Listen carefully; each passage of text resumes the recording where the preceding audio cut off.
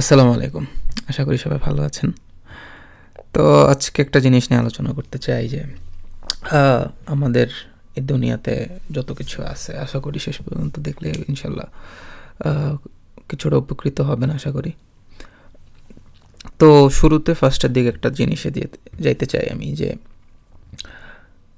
যদি আপনি এই দুনিয়ার শুরু, মানবজাতির শুরুর দিকে যান তাহলে একটা জিনিস আমরা গেলে লক্ষ্য করতে পারবো যে আদম আলাইহিস সালাম আমাদের আদিপিতা।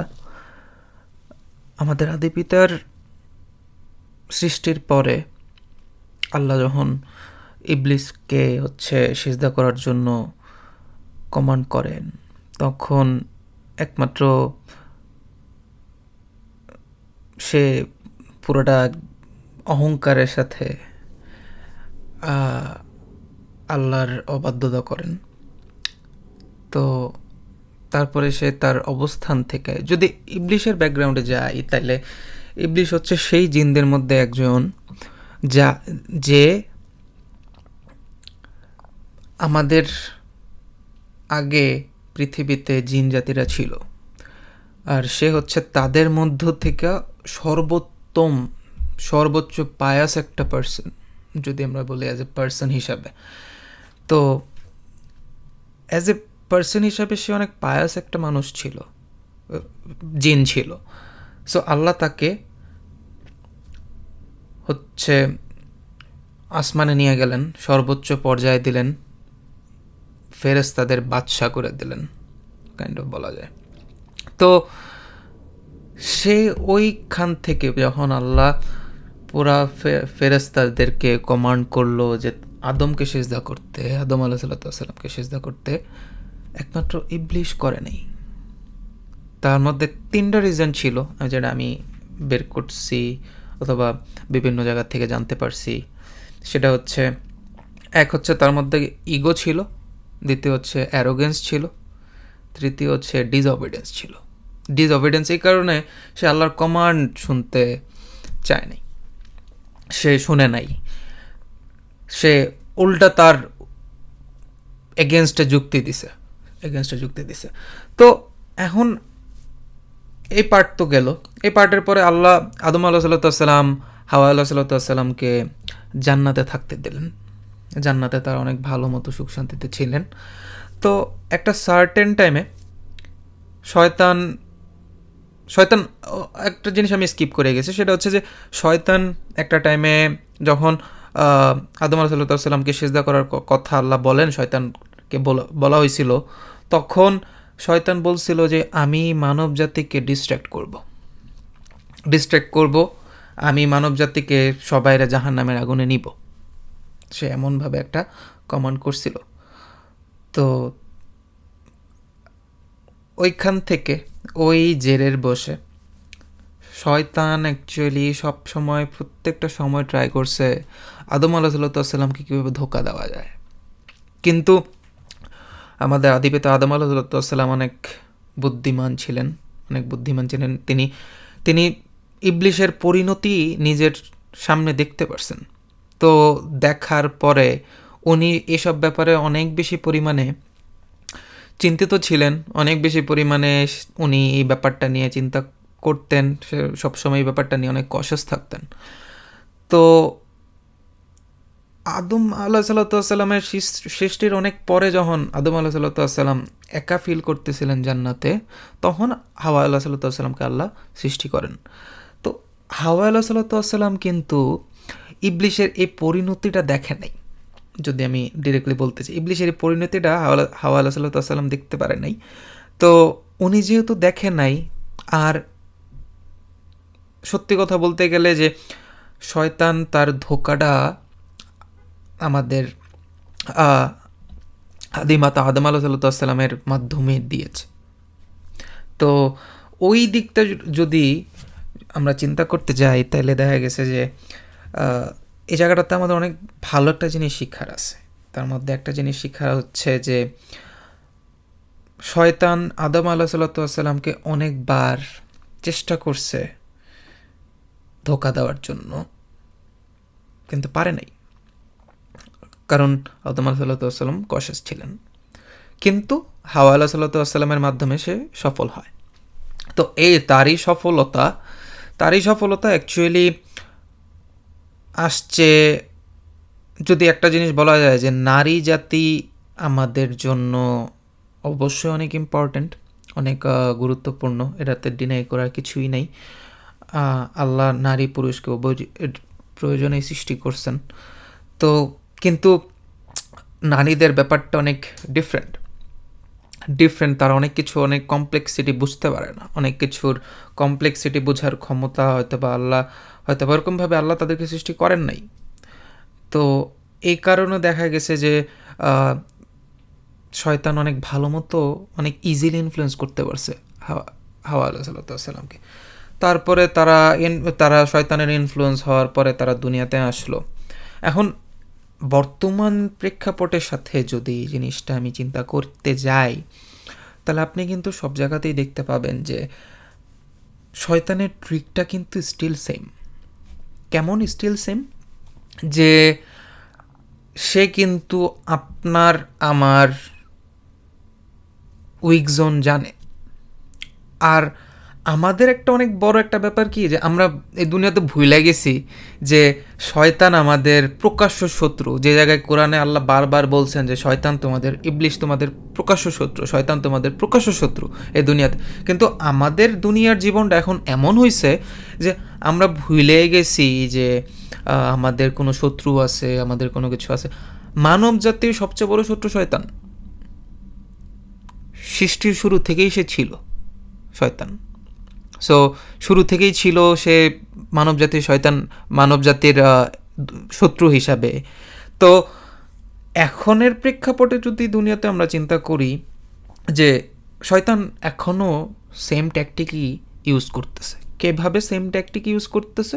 সে বারবার দেখা গেছে যে নারীদেরকে ইনফ্লুয়েন্স করার ট্রাই করতেছে, বারবার দেখা গেছে আপনার কিভাবে, how can you make this world face to women. দুনিয়ার সব কিছুর পার্টে এখন সে নারীদেরকে ইউজ করতেছে। দ্বিতীয়ত সে নারীদেরকে এমনভাবে ইনফ্লুয়েন্স করার ট্রাই করতেছে যে ইনফ্লুয়েন্সের মাধ্যমে সে অনেক সমস্যা করতে পারবে। নারীদেরকে আরও নগ্নতার দিকে প্রলোভন দেখানো হচ্ছে, যেটা অনেক কনসার্নিং। আর অবশ্যই নারী পুরুষের চাহিদা আছে, এটা ডিনাই করার মতো কোনো কিছু নাই, কারো সাধ্য নাই এটা ডিনাই করার মতো। এটা সৃষ্টিগতভাবে মানুষের মধ্যে আছে। কিন্তু এই একটা জিনিস যদি চিন্তা করা যায় যে শয়তানের ট্যাকটিকটা এখনও স্টিল সেম, যে সে কনভিন্স করবে নারীদের, then he will make weak, a man will get weaker on that. So এখন একটা পুরুষ যখন একটা নারীর ফিতনাতে পড়ে, তখন অ্যাকচুয়ালি অনেক কিছুই হয় দুনিয়াতে অনেক কিছুই হয়। তখন একটা পুরুষ তার নৈতিকতা হারায় ফেলায়। একটা পুরুষ অবশ্যই একটা নারীর থেকে আল্লাহ তাকে অনেক বেশি পরিমাণে চিন্তা ভাবনা করার ক্ষমতা দিছে, এটা ডিনাই করার কোনো কিছু নাই। কোরআনে স্পষ্ট বলা আছে যে আল্লাহ পুরুষদেরকে নারীদের উপর আধিপত্য দান করছেন। তো আপনার আমার ক্রিয়েটর, যে আপনার আমার সৃষ্টিকর্তা, যে উনি বলে দিছেন যে না, পুরুষদের হচ্ছে গিয়ে আধিপত্য বেশি নারীদের উপর। এমন না যে নারীদের নাই, কিন্তু পুরুষদের আধিপত্য বেশি। পুরুষরা হচ্ছে কমান্ডিং, পুরুষরা হচ্ছে তাদেরকে প্রোটেক্ট করবে, পুরুষরা হচ্ছে তাদেরকে সব কিছু থেকে দূরে রাখার ট্রাই করবে। তো যেই সৃষ্টিকর্তা আমাদের সৃষ্টি করছেন, সেই সৃষ্টিকর্তা এই কমান্ড আমাদেরকে দিয়ে দিচ্ছেন। তাহলে আমি জানি না যে এই জিনিসটা কেন সমস্যা ক্রিয়েট করতেছে এখন। এটার একমাত্র রিজন হতে পারে ইবলিস, কারণ সে আমাদের প্রকাশ্য শত্রু। এটা ডিনাই করার মতো কোনো রাস্তা নাই, কোনো অবকাশই নাই এটা ডিনাই করার মতো। কারণ সে আমাদের মাইন্ডকে এমনভাবে ক্যাপচার করে রাখছে যাতে আমরা আমরা কোনোদিন ওই জিনিসটা চিন্তা করায় নাই লাগে যে আমাদের একজনের শত্রু আছে, আমাদের শত্রু আছে যে হচ্ছে গিয়ে ইনভিজিবল, যার পাওয়ার আছে আমাদেরকে ওয়াসওয়াসা দেওয়ার মতো। তো আমার কাছে এটা একটা জিনিস মনে হয় যে এই ব্যাপারগুলোতে আমাদের আরও বেশি কশাস হওয়া উচিত আমাদের, কারণ জেনারেশনটা অনেক বেশি পরিমাণে চেঞ্জ হচ্ছে। এই চেঞ্জিং জেনারেশনে সবচেয়ে বড় ফিতনাটা অ্যাকচুয়ালি নারীর ফিতনা থেকে আসবে।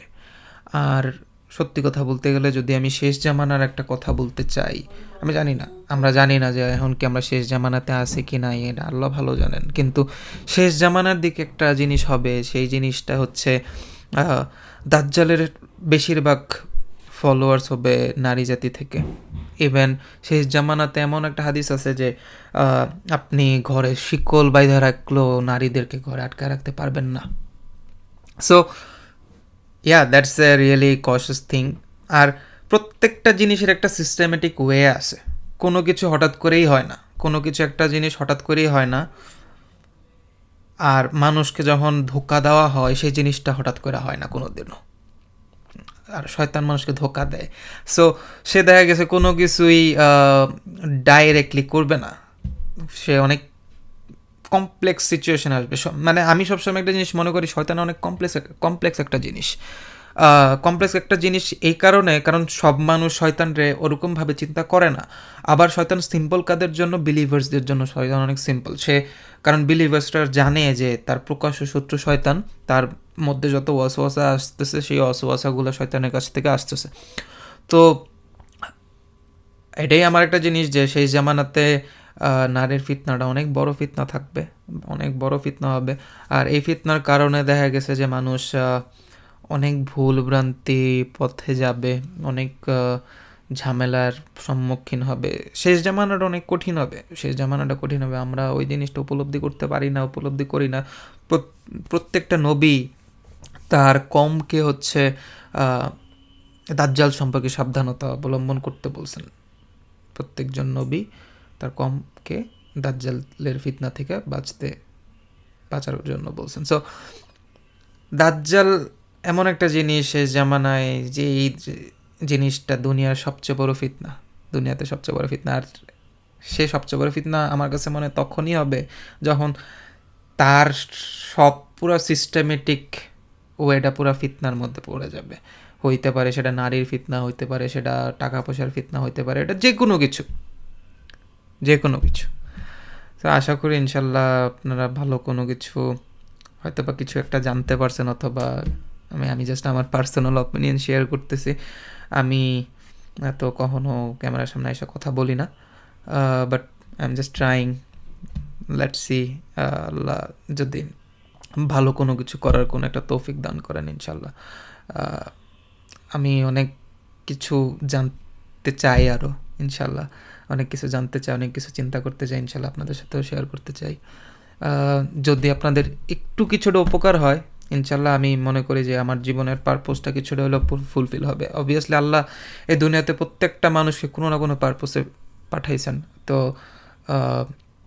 এই পাঠানোর প্রত্যেকটা রিজন হয়তো বা আমাদের কাছে স্পষ্ট না, কিন্তু টাইম টু টাইম হয়তো বা আমরা অনেক ভালো মতো জানবো। কিন্তু এই দুনিয়া যত কিছু হোক, এই দুনিয়া একটা পরীক্ষা ক্ষেত্র। সো এক্সাম হল, তো এক্সাম হলের মধ্যে অনেক কিছু রেস্ট্রিকশনস থাকবে, অনেক কিছু হবে।